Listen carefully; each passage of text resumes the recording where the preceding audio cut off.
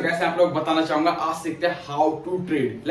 अब कैसे ट्रेड करते हैं स्टॉक मार्केट में। अब हम आते हैं ना स्टॉक मार्केट में तो बहुत सारे कंसर्न्स लेकर के आते हैं, क्योंकि 9 to 6 की शिफ्ट करने के बाद ना यहाँ पे हर कोई जो बंदा आता है मार्केट में तो हर किसी को कंसर्न होता है कि मार्केट में ऐसा क्या करें, ऐसा क्या होना चाहिए, कैसे ट्रेडिंग होती है, कैसे इन्वेस्टिंग होती है, कैसे ऑप्शन ट्रेडिंग होता है, कैसे फ्यूचर ट्रेडिंग होती है। एवरीथिंग हमें पता ही नहीं होता तो मार्केट में ऐसा करे क्या, राइट। तो हर किसी का बहुत सारे कंसर्न्स होते हैं, कोई दिक्कत नहीं, क्लियर करेंगे step to step. And yes, last में आपको एक अच्छा खासा एक रिस्पॉन्स दूंगा, एक अच्छी खासी चीज आपके लिए छुपा के रखी है, तो आपको वो भी जानना जरूरी है, राइट।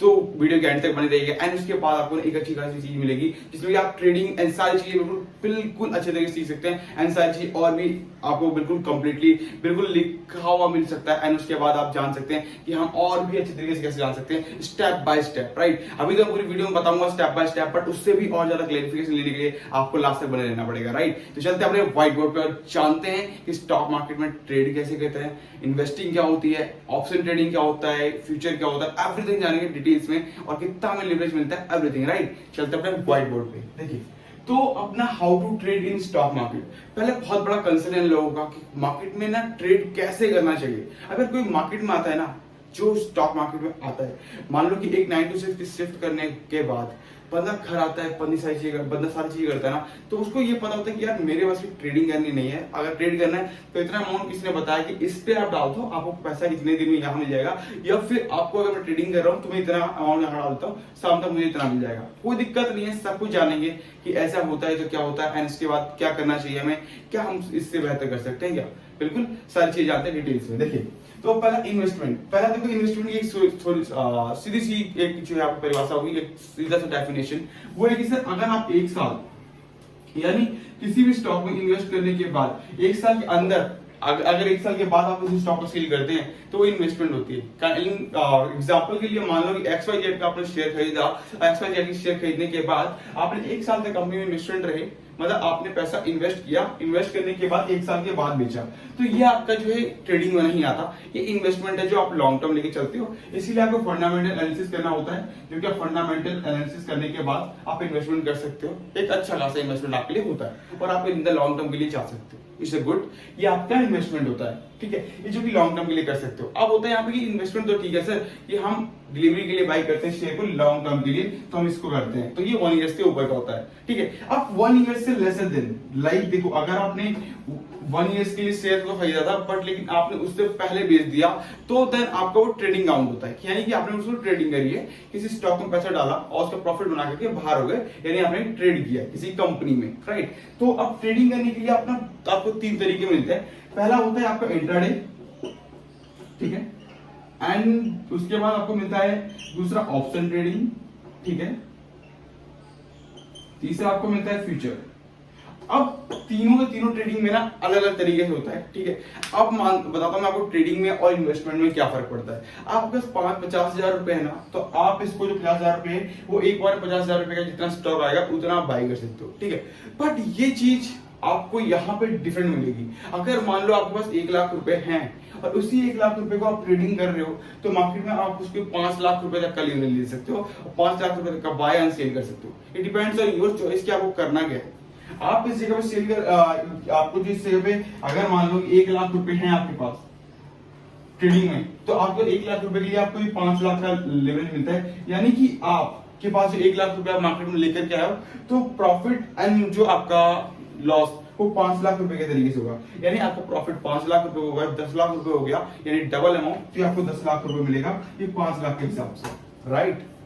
एंड अगर आपका अमाउंट जो है 1 लाख रुपए का है एंड उसके बाद लॉस भी होता है, तो देन लॉस भी आपको 5 लाख के तरीके से ही होगा। यहाँ पे जो 5 लाख रुपए का प्रॉफिट हो रहा है उसी तरीके से आपको लॉस भी उसको बेयर करना पड़ेगा। तो ये डिपेंड करता है कि आप कौन सी क्या आप लेके चलते हैं, क्योंकि आपके 5x में जो आपको एक लिवरेज मिलता है कि 1 लाख का अमाउंट आपको 5 लाख बन जाता है और 5 लाख से आप अपने तरीके से ट्रेडिंग कर सकते हो। अब ये ट्रेडिंग होती कैसी है वो जानिए। देखिए, इंट्राडे ट्रेडिंग जो होती है वो होता है आपका जब मार्केट खुलती है, यानी कि 9-15 के बाद मार्केट जब खुलती है, सबसे लेकर 3-15 तक आपको ये अमाउंट मिलता है कि आप इस वक्त बताना चाहूंगा कि आप जानते हैं पहला इंट्राडे ट्रेडिंग किसे कहते हैं। देखो, इंट्राडे ट्रेडिंग के लिए ना नॉर्मल सा है कि इंट्राडे ट्रेडिंग के बारे में अगर जानना है हमें, तो एक नॉर्मल सा ओवरव्यू लेके चलना पड़ेगा कि हमें इंट्राडे ट्रेडिंग कहते कैसे हैं। तो एक नॉर्मल से समझो कि मार्केट में आप जब एंट्री लेते हो एंड उसके बाद जब मार्केट ओपन रहता है 9:15 से लेकर के 3:15 तक के आसपास आपको जो सेल करना होता है, यानी कि 1 इन अ डे आपको इस अमाउंट को सेल करना होगा एंड उसके बाद अपना प्रॉफिट बुक करना होगा,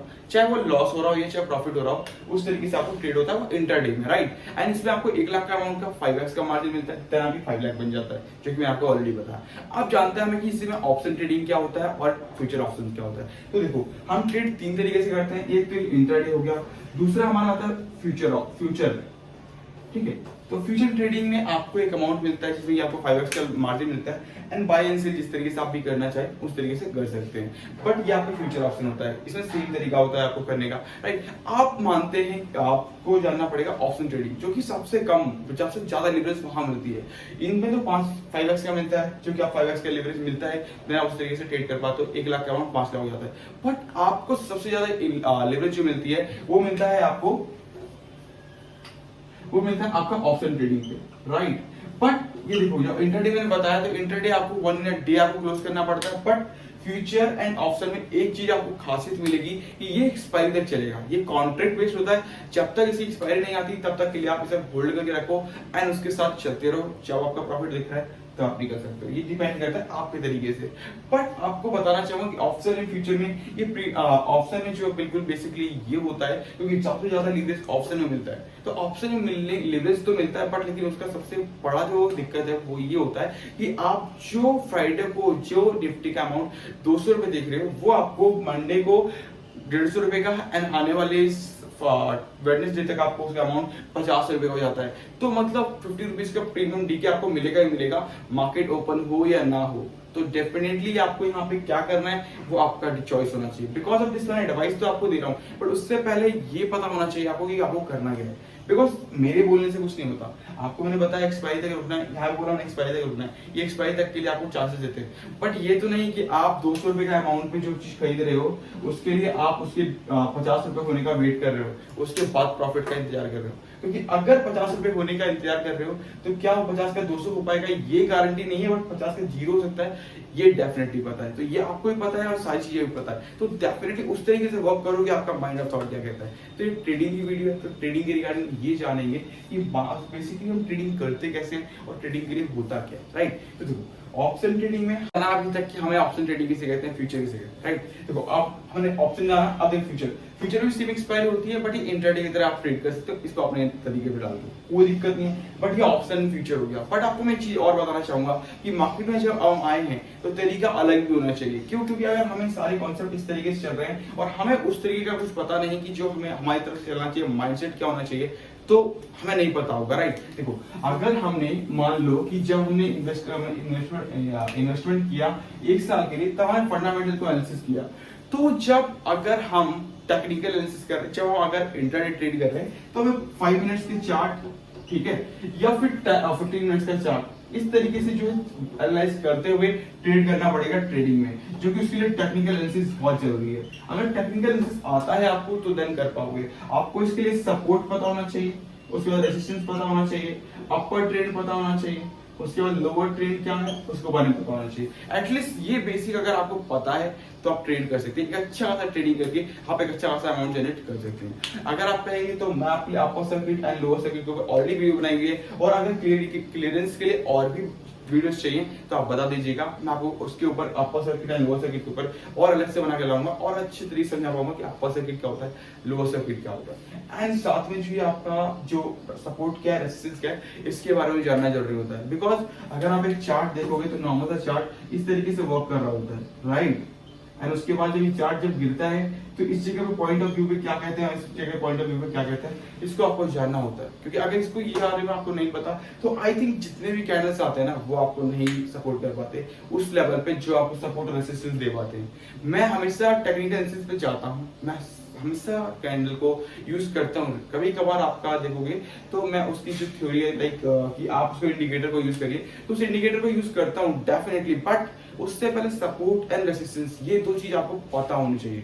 अगर मार्केट का रेजिस्टेंस और सपोर्ट पता है, रेजिस्टेंस एंड सपोर्ट पता है, तो देन आपका इंडिकेटर उस तरीके से वर्क करेगा। अगर आपको सपोर्ट रेजिस्टेंस का नहीं पता और इंडिकेटर का पता है, आप उस तरीके का ट्रेड नहीं कर पाओगे विदाउट एनी रिस्क का, जिस तरीके से करना चाहिए। क्यों? क्योंकि जब पैसे डालते हो तो फेयरफुल होने से पहले ग्रीडी होना फील करो कि अगर आप ग्रीडी हो और आपने राइट डिसीजन लिए, राइट एंट्री लिए, तो आप हमेशा ग्रीडी फील करोगे, ना कि फेयरफुल। मान लो 100% में से 2% का चांस जो है वो कुछ गलत भी हो जाएगा, ठीक है, कभी कभार, बट लेकिन अगर 98% का चांसेस हैं, तो अगर आप दिन में अगर 10 ट्रेड करते हो, तो अगर 5 ट्रेड गलत भी निकल गया, तब भी आपका ऑफर रेट जो परसेंटेज ज्यादा ही आएगा, और देन आप उससे भी निकाल करके प्रॉफिट कर सकते हो।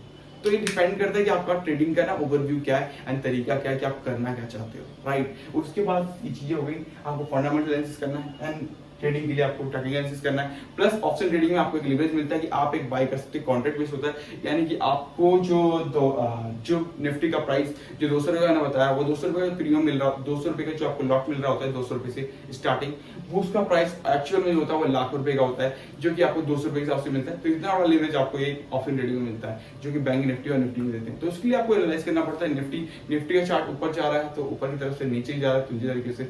अगर दूसरी और बताए तो ऑप्शन ट्रेडिंग में क्या होता है, एक होता है सी, यानी कॉल ऑप्शन, जब मार्केट ऊपर बिहेव कर रही है तो सी बाय कर सकते हैं, एंड अगर मार्केट जब नीचे बिहेव कर रही है तो पी बाय कर सकते हैं। ये डिपेंड आप पे करता है। अगर आपको लगता है कि मार्केट का अप्रोच ऊपर जाने वाला है, अपर सर्किट लगेगा, मार्केट ऊपर ट्रेंड करेगा, अपर ट्रेंड लगेगा, तो सी बाय कर सकते हैं। अगर आपको लगता है मार्केट लोअर ट्रेंड में जाएगा, मार्केट का ओवरव्यू लोअर ट्रेंड पी की ओर होगा, यानी कि लोअर सर्किट लगेगा, वो मार्केट जो है नीचे की ओर बिहेव करेगी, तो देन आप इसको पी की तरफ से बाय कर सकते हैं, राइट। तो ये डिपेंड करता है कि आपको क्या करना है, एंड उस तरीके से पुट ऑप्शन बाय कर सकते हैं, कॉल ऑप्शन बाय कर सकते हैं, depends on your choice and everything, ठीक है। तो आप उन तरीके से डिसाइड कर सकते हैं। बट यस, आपको पता होगा कि लास्ट में मैंने बताया था कि हमें इसके लिए कुछ और भी है, ठीक है। तो उसके लिए जो सबसे बड़ी बात ये है कि मार्केट में आपके सरप्राइज था, वो सरप्राइज ये है गाइस कि आपको मार्केट का ना जो ओवरव्यू है वो डेफिनेटली आपको इस तरीके से पता चल जाएगा कि मार्केट के आपको क्या करना है। तो देखो, एक सिंपल सा जब ओवरव्यू रखा है कि सरप्राइज होना चाहिए आपके लिए, तो सरप्राइज ये है कि आपको सपोर्ट और रेजिस्टेंस कैसे पता करना है, वो मैं आपको बताता जाता हूँ इस वीडियो में एंड में। तो देख लीजिए आप कि आपके लिए क्या होना चाहिए। नॉर्मल सा एक चार्ट है, आप इसका देख लीजिए कि जो रेजिस्टेंस का वैल्यू है, जहां पे भी इसका एंड जो सबसे ऊपर वाला है रेजिस्टेंस, और जो सपोर्ट नीचे वाला है, ये आपको सबसे जो नीचे आकर के एक कैंडल बनी है वो एक सपोर्ट है और ये रेजिस्टेंस है। रेजिस्टेंस एंड सपोर्ट, ये दो जगह पे चीजें जो बनी हुई हैं, इस तरीके से बिहेव करेगा। अगर इसको तोड़ता है तो ये आने वाले टाइम पे रेजिस्टेंस सपोर्ट बन जाएगा, और अगर मार्केट इसको सपोर्ट तोड़ता है तो मार्केट नीचे अगर बिहेव करता है तो आने वाले टाइम पे रेजिस्टेंस बन जाएगा। बस इतना आपको पता होना चाहिए कि आपका सपोर्ट रेजिस्टेंस था। और यस, अगर आपने अभी तक लाइक नहीं किया तो लाइक कर लीजिएगा। प्लीज कमेंट करके बताइएगा कि आपको क्या अच्छा लगा इस पार्ट में, एंड साथ ही साथ यही बताइएगा कि आपको क्या जानना है और क्या कहाँ क्लैरिफिकेशन कम है, तो उसके रिगार्डिंग मैं आपको और वीडियो बना के ला पाऊंगा एंड बता पाऊंगा अच्छे से डिटेल्स में, राइट। वीडियो अच्छी लगे तो लाइक कर लीजिएगा, शेयर कर लीजिएगा। Thank you so much guys and love you.